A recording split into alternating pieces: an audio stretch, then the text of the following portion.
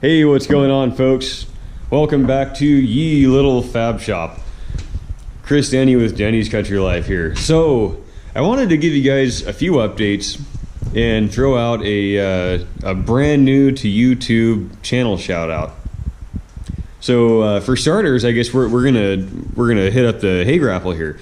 So, I posted a video quite some time ago about some of the changes that I was going to make to this.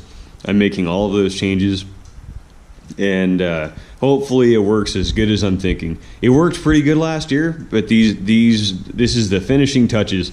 So some of the things that I've done, you can see.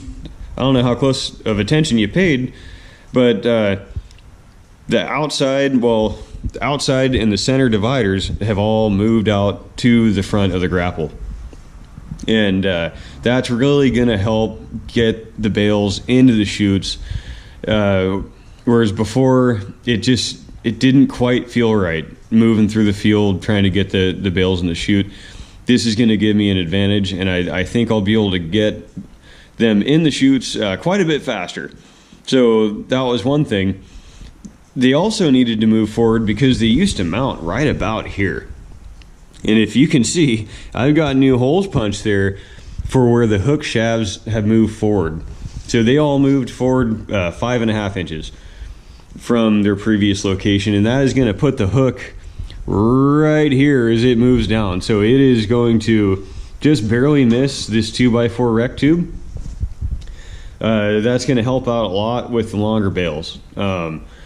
So that's a pretty big deal. I got all my holes punched. Threads are tapped for the bearings and caps. I have bearing material on the way. I ended up going with 1/2 inch Delrin, just the plain black high density acetal plastic or whatever, copolymer is actually what it is. So that's on the way. And I will be machining that on the little mill, and this should do a fine job of it. So that's pretty neat. Nice to see this thing finally coming along. I also extended the actuator shaft. So I got one thing I have left to do is move this this guy about 5.25 inches, or 5.5. I'm sorry, from its old location, and from there. This thing is going to be just about done. One last thing that I haven't got yet is a 2.5 inch bore cylinder.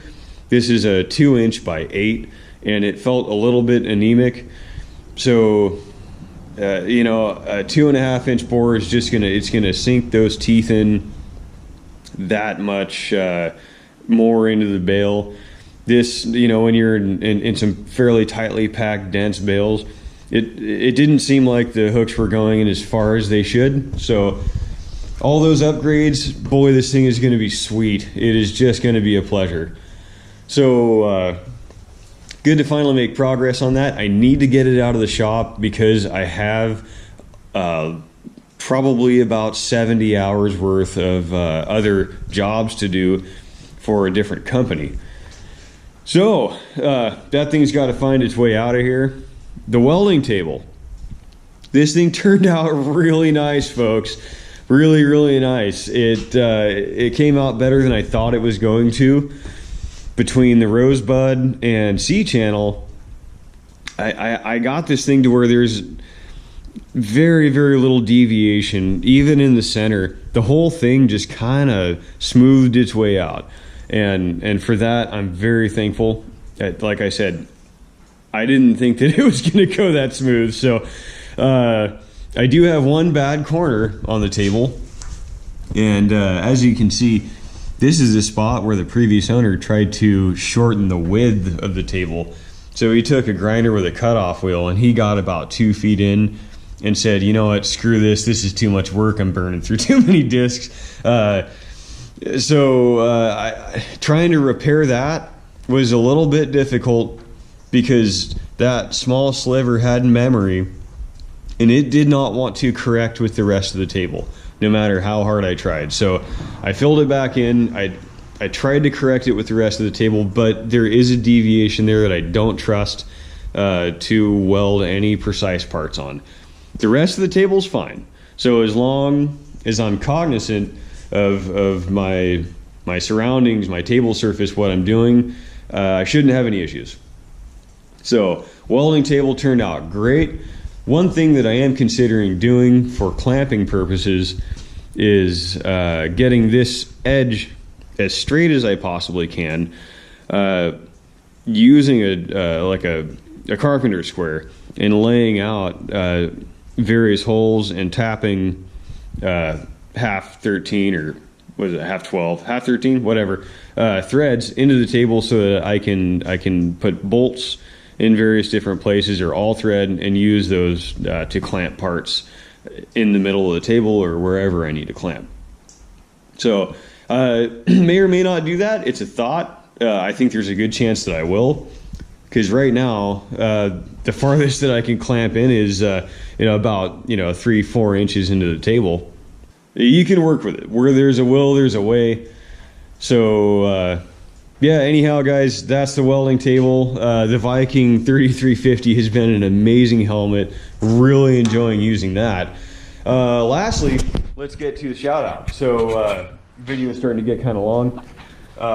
So a good friend of mine, a coworker, his brother started a channel, which I thought was pretty neat. He's a really nice guy. I got to meet him a few months ago, and he's got some pretty cool toys. So right now he has one video up, and what him and his buddies do, they're all retired, or I think most of them are retired. They have some very, very nice air rifles, like high-end air rifles that I couldn't afford.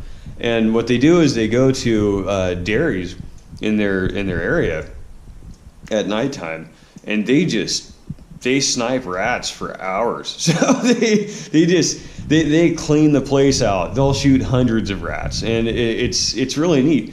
So they have night vision scopes that they record through, and these guys are really good shots. So they'll go to a dairy for a couple hours and shoot rats until rats go into hiding, move to a different one, do the same, and then come back, and it's just a lot of fun to watch.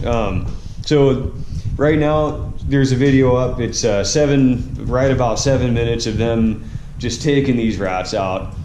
It's awesome. Most of you that watch my channel, you're farmers, you probably have a rat problem, so you get a lot of pleasure watching this video. So it's a Wile E. Coyote. I haven't pulled up on my computer. Let's see. Okay, there you are. Wile E. Coyote. Yeah, almost 8 minutes of shooting rats, but it's all very entertaining. Check them out. Show them some support. Sorry, guys. Let him know what you'd like to see. He's really big into firearms, and he's got some pretty cool stuff to show. So give him some support. Give him a like, a thumbs up, and maybe subscribe to his channel if you want to. I think he has potential to make some really high quality videos with a lot of things that you guys would enjoy watching. So anyway, guys, that's it for today's video. Thanks a lot for hanging out with me. I hope all is well in your neck of the woods. Yeah, stay tuned for the next video. Take good care.